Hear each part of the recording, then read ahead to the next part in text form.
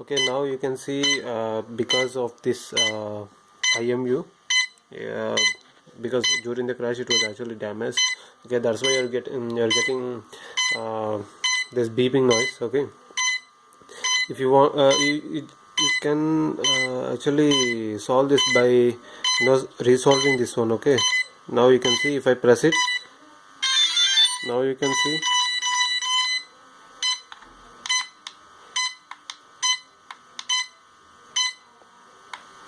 Okay, if I press it,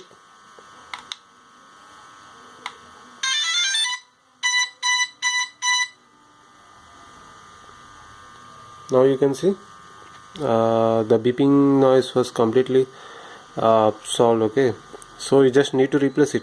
If it is completely damaged, then you have to purchase new one and replace, or else you just need to adjust the solving. Okay, so this is a solving issue, and you can done it by proper solving of this